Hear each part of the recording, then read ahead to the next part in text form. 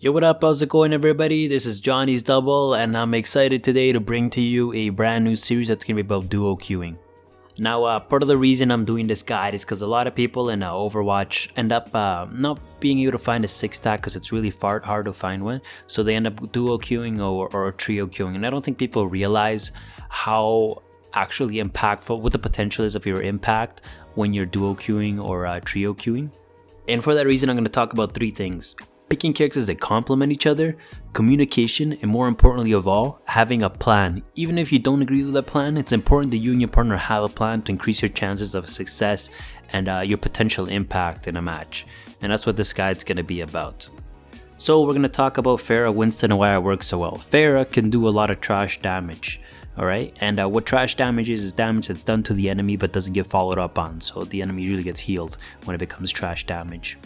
Now, the place where Pharah can finish up her shots is usually when she's very up close to the enemy, which also happens to be the place that she's most vulnerable. Now, what better character to complement someone who can do a lot of trash damage than a character that can instantly dive into the enemy's face, and not only hit him right away but not miss his shots? Winston is perfect for this reason. Winston can maneuver around the map really easily. He can jump a really far distance every 6 seconds. Between his ability to jump and relocate himself that fast and get to another target that fast, and Pharah's mobility and ability to put damage wherever she wants, you guys can make a total disaster of the other team. Which this brings me to my second point: communication between both you and your partner. Now, there's two moments that I think in which you should be communicating. Now, the Pharah Winston combo we're going to talk about doesn't require as much coordination as some of the other combos in the game, like for example the Zarya Tracer combo. But what it does require is communication. Now, there is two instances in which Pharah and Winston should be communicating. Instance number one, and this is before the fight, when both teams are poking at the choke together. You are going to be waiting for an opening. Now, that opening is going to happen when Pharah has brought down a target to half HP or very low HP, and this is usually going to be the squishy targets, which you guys are going to be able to take out easily. Now, when that happens, Pharah is going to communicate that to you, and you're going to pounce the target together, and that's when the fight starts. Winston is going to bring a lot of attention. This is when Pharah takes advantage of that and goes in, and this is where instance number 2 happens. Pharah should take advantage of the fact that Winston is now in the fight. There's a lot of tension focused on him and the fight is in full swing. It is at this moment that instance number 2 happens. This is where there should be a constant communication happening between Pharah and Winston. Both you and your partner should be communicating low HP targets and targets that you find to be a priority. I would advise going for the squishies and Pharah's counters right away, and also Winston's counters, of course, as these targets can be taken out pretty easily because of their low HP health pools. If you can take out a tank, go for it.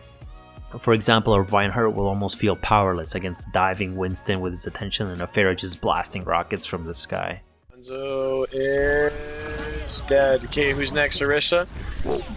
Yeah. She's lit. Tracer. Coco Bongo. Soldier.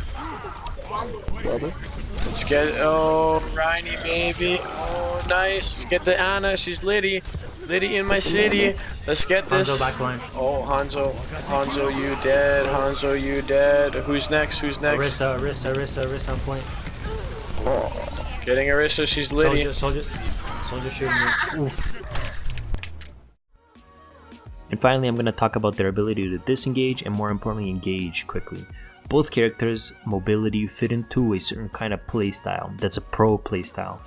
Now, if you didn't know this, at the pro level, there's a clear moment when a fight begins. And when the fight begins, you commit to the fight. You don't watch your Reinhardt charge in alone. You don't watch your soldier try to get some picks and walk in there without a tank. You support your team. You walk in and you commit to the fight. When you're grouped up with random people, sometimes you don't know when the fight is going to begin, and it's important to know when the engagement is going to begin.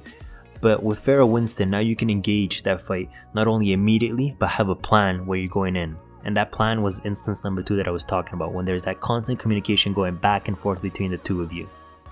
It's hard to assess a situation when so much is coming at you so fast. If this is done properly, the other team can easily get overwhelmed. Moreover, this combination really works with what the meta is at the moment. and that is a meta in which there's so many DPS and mobile characters at play that are so viable at the moment.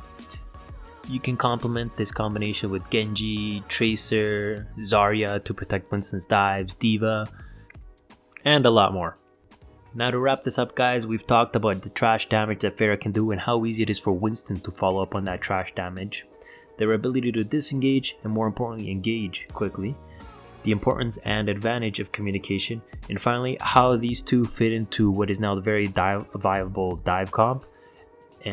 And what this means is that a lot of characters can complement this, and this combination can complement a lot of characters. Boom, there you go guys, this was my guide, and this is what this series is going to be about. A series of guides that are not for people who already know how to play these characters, but people who are looking for synergy. Even if you don't entirely agree with what I'm saying, it's important to have a layout, and I think I've given you guys a really good blueprint. If you're having troubles developing synergy with just anybody or your friends, show them this video and watch what happens.